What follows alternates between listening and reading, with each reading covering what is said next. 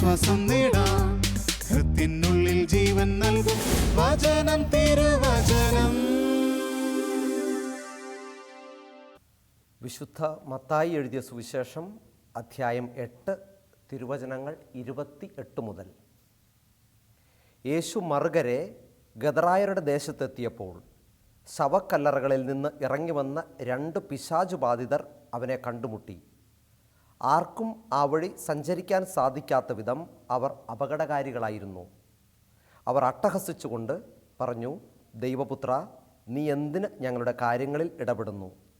സമയത്തിനു മുമ്പ് ഞങ്ങളെ പീഡിപ്പിക്കുവാൻ നീ ഇവിടെ വന്നിരിക്കുകയാണോ?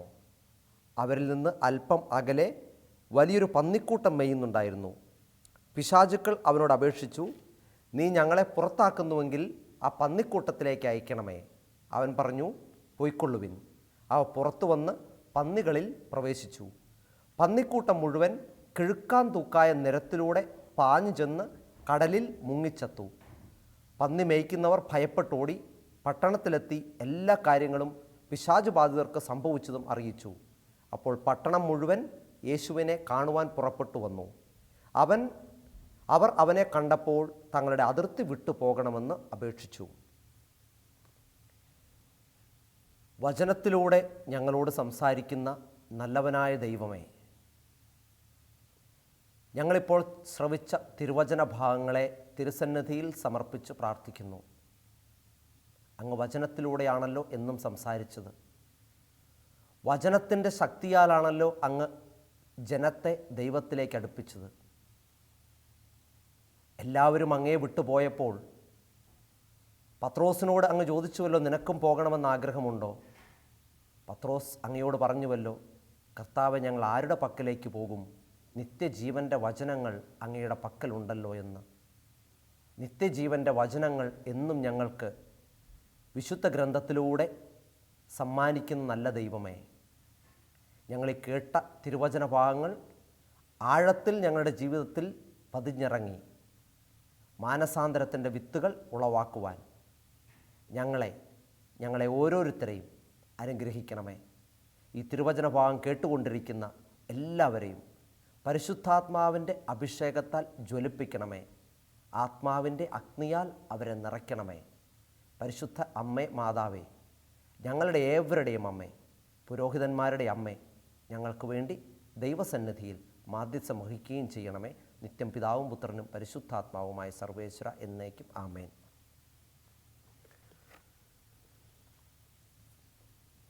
പരിശുദ്ധ പിതാക്കന്മാരെയൊക്കെ നമുക്കെല്ലാവർക്കും ഇഷ്ടമാണ്. പക്ഷെ നമുക്കെല്ലാവർക്കും എല്ലാവരെയും ഒരുപോലെ സ്നേഹിക്കാൻ സാധിക്കുകയില്ല എന്നുള്ളത് ഒരു സത്യമാണ്. എല്ലാ പരിശുദ്ധ പിതാക്കന്മാരിൽ വെച്ച് എനിക്കേറ്റവും ഇഷ്ടമുള്ള പിതാവ് ബെനഡിക്റ്റ് 16 മാർപ്പാപ്പയാണ്. അദ്ദേഹത്തെ എൻ്റെ വാക്കുകളിലൂടെ ഞാനൊന്ന് നിർവചിക്കുകയാണെങ്കിൽ ഞാൻ പറയും, അദ്ദേഹം കാലം നമിക്കുന്ന ക്രാന്തദർശിയാണ്, ദൈവശാസ്ത്ര വിചക്ഷണനാണ്, അടിയുറച്ച വിശ്വാസ ജീവിതത്തിൻ്റെ മാതൃകയാണ്, സ്ഥാനത്യാഗ വിസ്മയമാണ്. എനിക്ക് ഏറ്റവും ഇഷ്ടമുള്ള ഈ ബെനഡിക്റ്റ് 16 മാർപ്പാപ്പ ഉപയോഗിക്കുന്ന, ഒരുപക്ഷെ നമ്മൾ ആരും കേട്ടിട്ടില്ലാത്ത ഒരു വാക്കുണ്ട്. അദ്ദേഹം ഉപയോഗിക്കുന്ന വാക്കാണ് ദൈവോച്ചാടനം. ഒരുപക്ഷെ ഭൂതോച്ചാടനം എന്ന വാക്ക് നമുക്ക് പരിചയമുള്ള ഒരു വാക്കാണെങ്കിലും ദൈവോച്ചാടനം എന്ന വാക്ക് നാം ആദ്യമായിട്ട് കേൾക്കുന്ന ഒന്നായിരിക്കും. തികച്ചും അപരിചിതമായ ഒരു വാക്ക്. എന്താണ് ദൈവോച്ചാടനം എന്ന വാക്കിൻ്റെ അർത്ഥം? ദൈവത്തെ പുറത്താക്കുക എന്നുള്ളതാണ് അതിൻ്റെ അർത്ഥം. വചനത്തിൻ്റെ പശ്ചാത്തലത്തിൽ ഇത് തികച്ചും വചനത്തിന് എതിരാണ് ഈ ദൈവോച്ചാടനം എന്ന വാക്ക്. മർക്കോസിൻ്റെ സുവിശേഷം 3-ാം അധ്യായം 13-14 തിരുവചനത്തിൽ നാം വായിക്കുന്നുണ്ട്. പ്രാർത്ഥനയുടെ നീണ്ട രാവുകൾക്ക് ശേഷം അവൻ മലമുകളിലേക്ക് കയറി. അവൻ തനിക്കിഷ്ടമുള്ളവരെ തിരഞ്ഞെടുത്തു, അവനോട് കൂടി ആയിരിക്കുവാനും വചനം പ്രഘോഷിക്കുവാനും പിശാചുക്കളെ ബഹിഷ്കരിക്കുവാനും. അപ്പോൾ പിശാചുക്കളെ ബഹിഷ്കരിക്കുവാനായിട്ട് തിരഞ്ഞെടുക്കപ്പെട്ടവരാണ് ദൈവത്തിൻ്റെ പ്രിയപ്പെട്ടവർ. പക്ഷേ പിശാചുക്കളെ ബഹിഷ്കരിക്കേണ്ട ദൈവജനം ഇന്ന് ദൈവത്തെ ബഹിഷ്കരിക്കുന്ന ഒരു അവസ്ഥയിലേക്കാണ് നീങ്ങിക്കൊണ്ടിരിക്കുന്നത്. ബഹിഷ്കരണം എന്ന വാക്കിൻ്റെ അർത്ഥം എന്താണ്? ആ സാധനങ്ങൾ ഉപയോഗിക്കാതിരിക്കുക, വേണ്ട എന്ന് വയ്ക്കുക എന്നാണ്. അപ്പോൾ ദൈവത്തെ ബഹിഷ്കരിക്കുക എന്ന വാക്കിൻ്റെ അർത്ഥം ദൈവത്തെ വേണ്ട എന്ന് വയ്ക്കുക എന്നുള്ളതാണ്. പിശാചുക്കളെ ബഹിഷ്കരിച്ച യേശുവിനെ തങ്ങളുടെ ദേശത്തു നിന്നും ബഹിഷ്കരിക്കുന്ന ഗദറായരെ പറ്റിയാണ് നമ്മൾ തിരുവചനത്തിൽ വായിച്ചു കേട്ടതും അതിനെക്കുറിച്ചുള്ള ഒരു വ്യാഖ്യാനമാണ് നമ്മളിപ്പോൾ ആത്മാവിൻ്റെ നിറവിനാൽ കേൾക്കുവാൻ പോകുന്നതും. നന്മയെ ചവിട്ടി പുറത്താക്കുന്ന ഒരു കാലഘട്ടത്തിലാണ് നമ്മൾ ജീവിക്കുന്നത്. സിസ്റ്റർ റാണി മരിയും സിസ്റ്റർ വത്സയും നമുക്ക് അടുത്തിടയിൽ പരിചയമുള്ള ബഹുമാനപ്പെട്ട ടോമച്ചനുമൊക്കെ ഇതിനുദാഹരണങ്ങളാണ്. ഈ തിരുവചന ഭാഗം മരിച്ചു മൺമറഞ്ഞുപോയ ഒരു വികല സംസ്കൃതിയുടെ ഒരു ഓർമ്മയല്ല, അതിൻ്റെ ഒരു പുതിയ പതിപ്പാണ്. ദൈവത്തേക്കാൾ സമ്പത്തിനെയും സുവിശേഷത്തേക്കാൾ സ്ഥാനമാനങ്ങളെയും സഭയേക്കാൾ സ്വന്തം പേരിനെയും പൂജിക്കുന്നവരാണ് ആധുനിക ഗദറായർ. ദൈവത്തെ ബഹിഷ്കരിക്കുക എന്ന വാക്കിൻ്റെ അർത്ഥം ദൈവത്തെ ഒഴിവാക്കുക എന്നല്ല. അതിന് അർത്ഥതലങ്ങൾ മറ്റൊന്നുണ്ട്. അത് മനസ്സിലാക്കണമെങ്കിൽ 1-2 ഉദാഹരണങ്ങളിലൂടെ നമുക്കത് മനസ്സിലാക്കും. 500 രൂപ ദേവാലയത്തിൽ കൊടുക്കുമ്പോൾ അത് വളരെ വലിയൊരു തുകയായിട്ട് തോന്നുന്ന നമുക്ക് ഷോപ്പിംഗ് മാളുകളിൽ കയറുമ്പോൾ 1000-ൻ്റെ നോട്ടുകൾ അല്ലെങ്കിൽ 2000-ൻ്റെ നോട്ടുകൾ അങ്ങ് എണ്ണി കൊടുക്കുമ്പോൾ തികച്ചും തുച്ഛമായ ഒരു സംഖ്യയായി തോന്നുന്നു. ദൈവോച്ചാടനം. ദേവാലയത്തിൽ 1.5 മണിക്കൂർ ചെലവഴിക്കുന്നത് സമയക്കൂടുതലാണെന്ന് പരാതി പറയുന്ന നമുക്ക് ഒരു നല്ല സിനിമ കാണുവാനായിട്ടിരിക്കുമ്പോൾ സമയം പോകുന്നതേ അറിയുന്നില്ല. തിരിച്ചിറങ്ങുമ്പോൾ പരസ്പരം പറയുകയാണ്, സമയം പോരായിരുന്നു, പെട്ടെന്നങ്ങ് കഴിഞ്ഞുവെന്ന്. പ്രാർത്ഥിക്കാനിരിക്കുമ്പോൾ നമ്മുടെ പരാതി ഇതാണ്, ഒരു വാക്ക് പോലും എനിക്ക് പ്രാർത്ഥിക്കാൻ കിട്ടുന്നില്ല, എന്താണെച്ചാ ഞാൻ പ്രാർത്ഥിക്കുന്നത്. പക്ഷേ സുഹൃത്തുക്കളോട് സംസാരിച്ചിരിക്കുമ്പോൾ വാക്കുകളുടെ പ്രളയം, വാക്കുകളോടുള്ള പ്രണയം. നാടകങ്ങളും സർക്കസുകളും കാണുവാനായിട്ട് മുൻനിര സീറ്റുകളിലേക്ക് നമ്മൾ പോകുന്നു. എന്നാൽ ദേവാലയത്തിലെത്തുമ്പോൾ ഏറ്റവും പിറകിലത്തെ സീറ്റിൽ നാം സ്ഥാനമുറപ്പിക്കുന്നു. പ്രിയപ്പെട്ടവരെ, അവിടെ ഒരു ചെറിയ ഒരു അപകടം ഒളിഞ്ഞിരിപ്പുണ്ട്. അത് മനസ്സിലാക്കണമെങ്കിൽ സാമുവേൽ പ്രവാചകൻ്റെ പുസ്തകം 1-ാം അധ്യായത്തിലേക്ക് നമ്മളൊന്ന് ആത്മപര്യടനം നടത്തേണ്ടിയിരിക്കുന്നു. സാമുവേൽ പ്രവാചകൻ്റെ പുസ്തകം 1-ാം അധ്യായം 9-ാം തിരുവചനത്തിൽ നാം വായിക്കുന്നു, ഷീലോയിൽ വെച്ച് അവർ ഭക്ഷിക്കുകയും പാനം ചെയ്യുകയും ചെയ്തതിന് ശേഷം ഹന്ന എഴുന്നേറ്റ് കർത്താവിൻ്റെ സന്നിധിയിൽ ചെന്നു. പുരോഹിതനായ ഏലി ദേവാലയത്തിൻ്റെ വാതിൽപ്പടിക്ക് സമീപം ഒരു പീഠത്തിൽ ഇരിക്കുകയായിരുന്നു. ജോയൽ പ്രവാചകന്റെ പുസ്തകത്തിൽ ഒരു പുരോഹിതന്റെ സ്ഥാനം എവിടെയാണെന്ന് കൃത്യമായിട്ട് പറയുന്നുണ്ട്. വചനത്തിൽ പറയുന്നു, അവൻ ബലിപീഠത്തിനും പൂമുഖത്തിനും മധ്യ നിന്നുകൊണ്ട് ദൈവജനത്തിനായി കരഞ്ഞു പ്രാർത്ഥിക്കട്ടെ എന്ന്. അപ്പോൾ അവൻ ദേവാലയത്തിൽ ഇരിക്കേണ്ട സ്ഥാനത്തല്ല ഇരിക്കുന്നത്. അങ്ങനെ ഉള്ളവർക്ക് എന്താണ് സംഭവിക്കുന്നത് എന്ന് നമ്മൾ വചനത്തിൻ്റെ വായന മുന്നേറുമ്പോൾ 4-ാം അധ്യായം 13-ാം തിരുവചനത്തിൽ നമ്മൾ വായിക്കുന്നു. 4-ാം അധ്യായം 13-ാം തിരുവചനത്തിൽ നമ്മൾ വായിക്കുന്നു, അവൻ ഷീലോയിൽ എത്തുമ്പോൾ ഏലിയ വഴിയിലേക്ക് ഉറ്റുനോക്കിക്കൊണ്ട് പീഠത്തിലിരിക്കുകയായിരുന്നു. അവൻ വീണ്ടും ആ സ്ഥാനത്ത് നിന്ന് എഴുന്നേറ്റിട്ടില്ല, അവൻ പീഠത്തിലിരിക്കുകയായിരുന്നു. ദൈവത്തിൻ്റെ പേടകത്തെക്കുറിച്ച് ആകുല ചിത്തനുമായിരുന്നു. ദൈവത്തെക്കുറിച്ച് ചെറിയൊരു ചിന്തയുമുണ്ട്, ലോകത്തെക്കുറിച്ചൊരു ചിന്തയുമുണ്ട്. അവസാനം തിരുവചനം 18 നമ്മൾ വായിക്കുന്നു, വൃദ്ധനും ക്ഷീണിതനുമായ അവൻ കഴുത്തൊടിഞ്ഞു മരിച്ചുവെന്ന്. ഇരിക്കേണ്ടിടത്തിരുന്നില്ല എങ്കിൽ കഴുത്തൊടിഞ്ഞു മരിക്കുമെന്ന് സാമുവേൽ പ്രവാചകൻ്റെ പുസ്തകത്തിൽ ദൈവം അരുളി ചെയ്യുമ്പോൾ ദേവാലയത്തിലൊക്കെ നമ്മൾ ഓരോ സ്ഥാനങ്ങൾ ഏറ്റെടുക്കുവാനായിട്ട് അല്ലെങ്കിൽ ദേവാലയത്തിൻ്റെ പുറകിലിരിക്കുവാനായിട്ട് ഓടുമ്പോൾ ഇങ്ങനെ ചില അപകടങ്ങൾ കൂടി അതിൽ ഒളിഞ്ഞിരിപ്പുണ്ട് എന്ന് ചിന്തിക്കുന്നത് നല്ലതാണ്. നമ്മൾ മാധ്യമങ്ങളൊക്കെ പറയുന്നത് കണ്ണുമടച്ച് വിശ്വസിക്കുന്ന നമുക്ക് ദൈവത്തെക്കുറിച്ച് വിശ്വാസമില്ല. ബൈബിളിൽ പറയുന്ന നമുക്ക് വിശ്വാസമില്ല. ബൈബിളിൽ എന്ത് പറഞ്ഞാലും ചോദ്യങ്ങൾ, അതെങ്ങനെയച്ചാ, അതെന്തുകൊണ്ടച്ചാ. പക്ഷെ മാധ്യമങ്ങൾ പറയുന്നത് നമുക്ക് യാതൊരു ചോദ്യവുമില്ല, അവിടെ നമുക്ക് ഉത്തരങ്ങൾ മാത്രം. പ്രിയപ്പെട്ടവരെ, ഇതൊക്കെയാണ് ആധുനിക ഗദറായരുടെ ദൈവോച്ചാടനമെന്ന് പറയുന്നത്. ഒരു കാര്യം നമ്മൾ മനസ്സിലാക്കണം, ദൈവത്തെ ബഹിഷ്കരിച്ചുകൊണ്ടുള്ള ഒരു പദ്ധതിയും ജീവിതത്തിൽ ഫലം ചൂടുകയില്ല. സുഭാഷിതത്തിൻ്റെ പുസ്തകം 16-ാം അധ്യായം 1-ാം തിരുവചനം, മനുഷ്യൻ പദ്ധതികൾ വിഭാവനം ചെയ്യുന്നു. അന്തിമമായ തീരുമാനം ദൈവത്തിൻ്റെതത്രേ. ഭോഷനായ ധനികൻ്റെ ഉപമ നമുക്കെല്ലാവർക്കും പരിചയമുണ്ട്. അവൻ ഒത്തിരി കാര്യങ്ങൾ അവന് വിഭാവനം ചെയ്യുകയാണ്. ഞാൻ അത് ചെയ്യും, അറപ്പുരകൾ മാറ്റിപ്പണിയും, അതൊക്കെ ശേഖരിച്ചു വെക്കും, എന്നിട്ട് എൻ്റെ ആത്മാവിനോട് പറയും തിന്നുക, കുടിക്കുക, ആനന്ദിക്കുക എന്ന് പറഞ്ഞ് അവൻ സ്വന്തം കാര്യങ്ങൾ ഇങ്ങനെ വിഭാവനം ചെയ്തു വെക്കുകയാണ്. ദൈവം അവനോട് ചോദിക്കുന്നു, ബോഷ, ഈ രാത്രിയിൽ നിൻ്റെ ആത്മാവിനെ ഞാൻ നിന്നിൽ നിന്നും ചോദിച്ചാൽ നീ ഒരുക്കി വെച്ചതൊക്കെ ആർക്കാകും? സുഭാഷിതത്തിൻ്റെ പുസ്തകം 16-ാം അധ്യായം 3-ാം തിരുവചനം. നിന്റെ പ്രയത്നം കർത്താവിൽ അർപ്പിക്കുക, നിന്റെ പദ്ധതികൾ ഫലമണിയും. സുഭാഷിതത്തിൻ്റെ പുസ്തകം 16-ാം അധ്യായം 9-ാം തിരുവചനം. മനുഷ്യൻ തൻ്റെ മാർഗം ആലോചിച്ചു വയ്ക്കുന്നു, അവൻ്റെ കാലടികളെ നിയന്ത്രിക്കുന്നത് കർത്താവാണ്. ഉൽപ്പത്തിയുടെ പുസ്തകം 11-ാം അധ്യായം 1-ാം തിരുവചനം. ദൈവത്തെ ബഹിഷ്കരിച്ചുകൊണ്ട് ബാബേൽ ഗോപുരം പണിത ജനതയെ ദൈവം തകർത്തു, ഭാഷ ഭിന്നിപ്പിച്ചു. ഒരു ഭക്തിഗാനത്തിൻ്റെ ഈരടികൾ ഒരുപക്ഷെ നമുക്ക് പരിചയമുണ്ടാകും. ബാബേൽ ഗോപുരം പണിയും മനുഷ്യ, ദൈവത്തെ നീ മറന്നുവോ, തിരുസന്നിധിയെ നീ നകന്നുവോ? ദൈവത്തെ വെല്ലുവിളിച്ചുകൊണ്ടും ദൈവത്തെ ബഹിഷ്കരിച്ചുകൊണ്ടും ദൈവത്തെ ഒഴിവാക്കിക്കൊണ്ടും നാം ഉണ്ടാക്കുന്ന സൗദങ്ങളും സൗദാമിനിമാരുമൊക്കെ ദൈവം ഭിന്നിപ്പിക്കുമെന്നുള്ള കാര്യത്തിൽ യാതൊരു സംശയവുമില്ല. ദൈവത്തെ ബഹിഷ്കരിച്ച ജനതയെ ഭിന്നിപ്പിച്ചപ്പോൾ അവർക്ക് പരസ്പരം ഭാഷ മനസ്സിലാകുന്നില്ല. ദൈവത്തെ ബഹിഷ്കരിച്ച കുടുംബത്തിൽ, ദൈവത്തെ ബഹിഷ്കരിച്ച ഇടവകയിൽ, ദൈവത്തെ ബഹിഷ്കരിച്ച സമൂഹത്തിൽ തമ്മിൽ പറയുന്നത് മനസ്സിലാകുകയില്ല. ദൈവത്തെ ബഹിഷ്കരിച്ച കുടുംബത്തിൽ ഭാര്യയും ഭർത്താവും തമ്മിൽ പറയുന്നത് മനസ്സിലാകുന്നില്ല. അരിക്കെത്രയാ വിലയെന്ന് ചോദിക്കുമ്പോൾ പയറിന് 113 രൂപ എന്ന് പറയുന്ന ഒരവസ്ഥ. യോഹന്നാൻ്റെ സുവിശേഷം 15-ാം അധ്യായം 5-ാം തിരുവചനം. എന്നെ കൂടാതെ നിങ്ങൾക്കൊന്നും ചെയ്യുവാൻ സാധ്യമല്ല.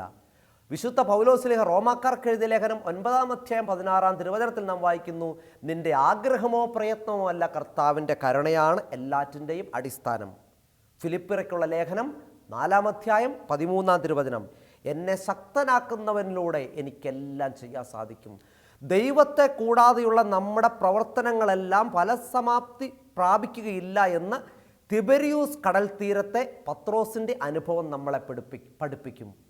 പത്രോസ് ക്രിസ്തുവിൻ്റെ ഉത്ഥാനത്തിന് ശേഷം പറയുകയാണ്, ഞാൻ മീൻ പിടിക്കാൻ പോവുകയാണ്, നിങ്ങളും വരുന്നുവോ? കുറേ ശിഷ്യന്മാരും അവൻ്റെ കൂടെ കൂടി. അവർ രാപകലന്തിയോളം അധ്വാനിച്ചു. ഒരു ചെറു തരി മീനെ പോലും കിട്ടുന്നില്ല. ഒരയലേ വേണ്ട, ഒരു നത്തോലിയെപ്പോലും അവർക്ക് കിട്ടുന്നില്ല. അവസാനം ക്രിസ്തു അവരോട് വന്ന് ചോദിക്കുന്നുണ്ട്, ഒരു മാതാവിൻ്റെ വാത്സല്യത്തോടു കൂടി. ചുരുക്കത്തിൽ പറഞ്ഞാൽ, നമ്മൾ പച്ച മലയാളത്തിൽ പറഞ്ഞാൽ ആക്കിക്കൊണ്ടുള്ള ഒരു ചോദ്യമാണ് ചോദിക്കുന്നത്, നിങ്ങളുടെ കൈകളിൽ മീൻ വല്ലതുമുണ്ടോ? പക്ഷേ അവിടെ തികച്ചും പരാജിതനായിട്ട് മുക്കുവശ്രേഷ്ഠം പറയുന്നൊരു കാര്യമുണ്ട്, എൻ്റെ കർത്താവെ, പകലന്തിയോളം അധ്വാനിച്ച് ഒന്നും കിട്ടിയില്ല, കയ്യിലൊന്നുമില്ല. ഒരുപക്ഷെ ദൈവത്തിൻ്റെ ഉത്തരവ് ഇതായിരിക്കാം, വചനത്തിൽ രേഖപ്പെടുത്തിയിട്ടില്ലെങ്കിലും, എന്നെ കൂടാതെ നീ പോയി അധ്വാനിച്ചില്ലേ, വണ്ണത്തിന് കിട്ടിയില്ലേ?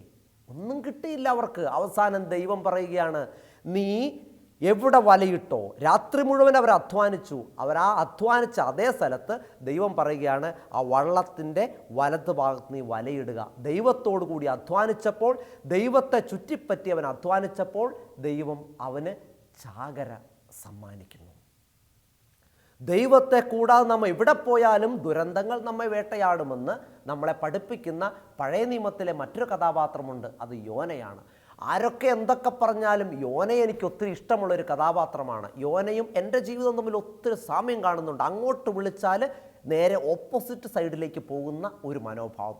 യോനായോട് ദൈവം പറഞ്ഞു, എൻ്റെ യോന, നീ നിനവയിൽ ചെന്നിട്ട് എൻ്റെ ജനത്തോട് വചനം പ്രസംഗിക്കുക. യോന പറഞ്ഞു, എങ്ങോട്ടാണ് കർത്താവ് പോകേണ്ടത്? നിനവയിലേക്കല്ലേ, ഇപ്പം തന്നെ ഞാൻ ശരിയാക്കി തന്നേക്കാം. അങ്ങനെ അദ്ദേഹം കെട്ടും ഭാണ്ഡവുമെല്ലാം എടുത്തുകൊണ്ട് ചെന്ന് നിൽക്കുകയാണ്. എങ്ങോട്ടാണ് പോകേണ്ടത്? നിനവയിലേക്ക്. അവൻ നേരെ ചെന്നത് താർസീസിലേക്കുള്ള ഒരു കപ്പലിൽ കയറുകയാണ്. നിനവയുടെ ഓപ്പോസിറ്റ് ഡയറക്ഷൻ, നേരെ ഓപ്പോസിറ്റ് സൈഡിലേക്ക് കയറുകയാണ്. ഇവിടെ വാട എന്ന് പറഞ്ഞാൽ നേരെ ഓപ്പോസിറ്റ് സൈഡിലേക്ക് പോകുന്നത്. അവനെല്ലാം പറഞ്ഞ് എസ് അടിച്ചിട്ട്, അവനെല്ലാം ഷുഗർ കോട്ടഡ് വാക്കുകളും പറഞ്ഞിട്ട് അവൻ നേരെ താർസീസിലേക്കുള്ള കപ്പലിൽ കയറി അവിടെ ഇരിക്കുകയാണ്. ദൈവത്തെ കൂടാതെ ദൈവത്തെ ബഹിഷ്കരിച്ചുകൊണ്ട് അവൻ യാത്ര ആരംഭിക്കുന്നു. അവൻ ചെല്ലുന്നിടമെല്ലാം കുളവാകുമെന്നുള്ള കാര്യത്തിൽ യാതൊരു സംശയവുമില്ല. അവൻ ചെന്നപ്പോൾ കപ്പലിൽ പ്രശ്നങ്ങൾ, കപ്പൽ ഇറങ്ങിയ കടലിൽ പ്രശ്നം, ഭയങ്കര പ്രശ്നങ്ങൾ, തിരമാലകൾ ആഞ്ഞടിക്കുന്നു. അവസാനം ഇവർക്ക് യോനായ്ക്ക് കാര്യം പിടികിട്ടി. യോന പറഞ്ഞു, നിങ്ങളൊരു കാര്യം ചെയ്യുക, എന്നെ തൂക്കിയെടുത്ത് കടലിലേക്ക് എറിഞ്ഞേക്ക്, നിങ്ങളെങ്കിലും രക്ഷപ്പെടുമല്ലോ.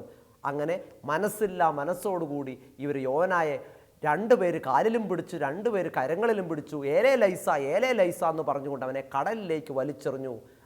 കപ്പലിലുള്ളവർ രക്ഷപ്പെട്ടു. ദൈവത്തെ ബഹിഷ്കരിച്ചവരെ ഒഴിവാക്കിയപ്പോൾ കപ്പലിലുള്ളവരുടെ ജീവിതം സന്തോഷകരമായി. ഇവൻ ചെന്നു വീണത് കടലിലേക്കാണ്. അവിടെ അവനിങ്ങനെ ഒഴുകി നടന്നപ്പോൾ 3-4 ദിവസമായിട്ട് ഭക്ഷണം കഴിക്കാതെ വന്നിരുന്ന ഒരു തിമിംഗലം ഉണ്ടായിരുന്നു. കണ്ടു കിട്ടിയ ഇരയാണ് ഇവനെ അങ്ങ് വിഴുങ്ങി. ദൈവത്തെ ബഹിഷ്കരിച്ചവനെ, ദൈവത്തെ കൂടാതെ പോകുന്ന യോനയെയാണ് തിമിംഗലം ഭക്ഷിക്കുന്നത്. ദൈവത്തെ ബഹിഷ്കരിച്ച യോനായെ ഭക്ഷിച്ച തിമിംഗലത്തിന് വയറുകടി, ഛർദി, ചുമ, കൊര, വാദം. അവസാനം ദൈവത്തെ ബഹിഷ്കരിച്ച യോനായെ അവസാനം നിനവയുടെ തീരത്ത് കൊണ്ട് ഛർദിച്ചിടുകയാണ്. ഇവിടെ വളരെ മനോഹരമായൊരു ചിന്തയുണ്ട്. ദൈവത്തെ ബഹിഷ്കരിച്ച് പോകുന്നവൻ സമം ഛർദിൽ എന്നുകൂടി അർത്ഥമുണ്ട്. ദൈവത്തെ ബഹിഷ്കരിച്ചുകൊണ്ടുള്ള ഒരു യാത്രയും നമ്മുടെ ജീവിതത്തിൽ ഫലപ്രാപ്തി ചൂടുകയില്ല. ഒരുപക്ഷെ നമ്മളെല്ലാവരും കേട്ടിട്ടുള്ള ഒരു സംഭവമുണ്ട്. ബെർലിൻ്റെ ഒളിമ്പിക് സ്റ്റേഡിയത്തിൽ ഏതാണ്ട് 74,000-ൽ പരം കാണികളെ സാക്ഷി നിർത്തി ലോക ഫുട്ബോളിലെ ഏറ്റവും മഹനീയമായ ട്രോഫികളിലൊന്നായ ചാമ്പ്യൻസ് ലീഗ് കരസ്ഥമാക്കുവാൻ ബാർസലോണ ക്ലബിന് നെയ്മറിലൂടെ സാധിച്ചു. അങ്ങനെ ഈ ട്രോഫിയും പിടിച്ചുകൊണ്ട് ക്യാമറകളും കാണികളും തൻ്റെ മുഖത്തേക്ക് നോക്കിയപ്പോൾ ഈ നെയ്മർ കാണിച്ച വളരെ മനോഹരമായ, എല്ലാ വിശ്വാസികൾക്കും പാഠമായിരിക്കേണ്ട ഒരു കാര്യമുണ്ട്. അദ്ദേഹം 100% ജീസസ് എന്നെഴുതിയ ഒരു ഹെഡ് ബാൻഡ് തലയിലെടുത്തിട്ടങ്ങ് ചുറ്റുകയാണ്. നേട്ടങ്ങളുടെ ഉന്നതിയിൽ ആയിരിക്കുമ്പോഴും അവിടെ വരെ എത്തിച്ച തമ്പുരാനെ ബഹിഷ്കരിക്കാത്ത, തമ്പുരാനെ മറക്കാത്ത നെയ്മർ, നേട്ടത്തിൻ്റെ ഉന്നതിയിൽ ദൈവത്തെ മഹത്വപ്പെടുത്തിയ പരിശുദ്ധ കന്യകാമറിയമുണ്ട്. അവൾ വിളിക്കപ്പെട്ട ദൈവത്തിൻ്റെ മാതാവാകുവാനായിട്ടാണ്.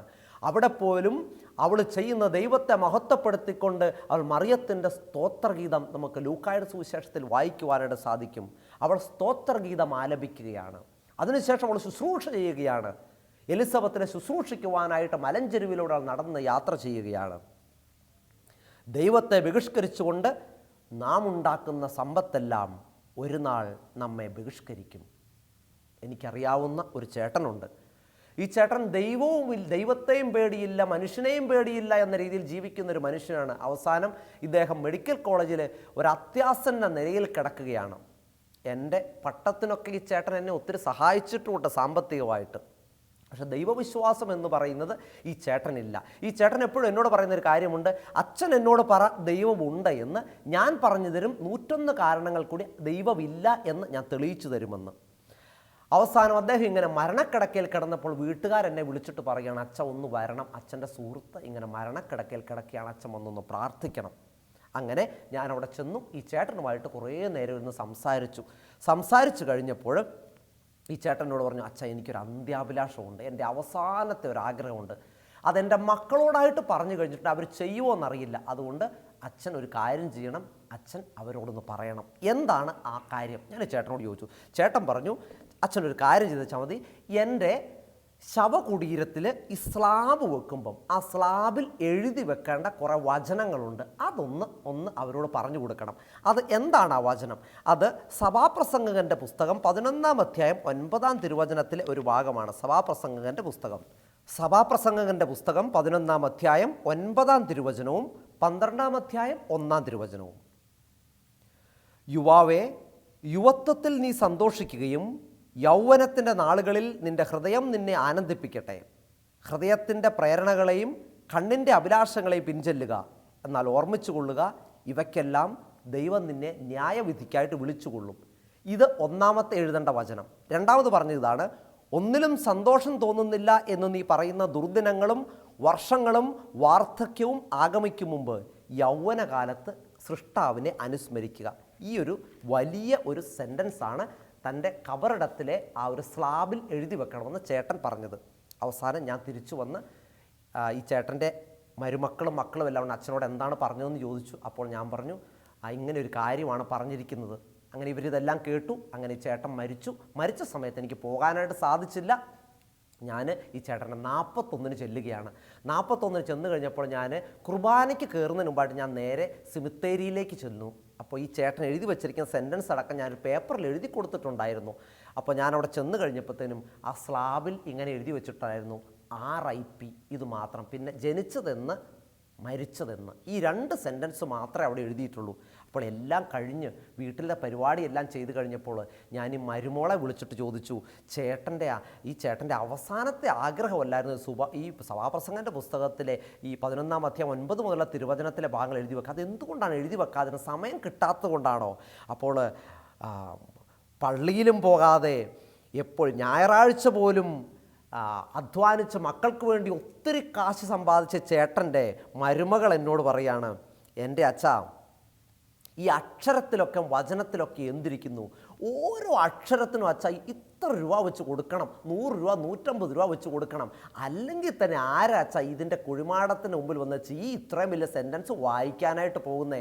അവർ വരും, ഒന്ന് കൊന്ത ചൊല്ലും, അല്ലെങ്കിൽ ഒരു ഒപ്പീസ് ചൊല്ലിയിട്ടങ്ങ് പോവുള്ളൂ. എന്തിനാണ് നമ്മൾ കാശ് വെറുതെ ഇങ്ങനെ ചെലവഴിക്കുന്നതെന്ന് പ്രിയപ്പെട്ടവരെ ചോദിക്കേണ്ട ഒരു ചോദ്യമുണ്ട്. മക്കൾക്ക് വേണ്ടി രാപ്പകൽ അധ്വാനിച്ചിട്ട് അവസാനം സ്ലാബിൽ എഴുതി വെക്കാനായിട്ട് ഒരു ബൈബിളിലെ ഒരു സെൻറ്റൻസ് പോലും ചേർക്കാൻ പറ്റാത്ത മക്കളാണ് വളർന്നു വരുന്നത്.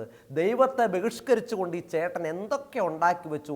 അദ്ദേഹത്തിൻ്റെ അവസാനത്തെ ആഗ്രഹം ചാവരുൾ എന്തായിരുന്നു? ഇതൊന്ന് എഴുതി വെക്കണമെന്ന്. അതുപോലും സാധിച്ചു കൊടുത്തില്ല.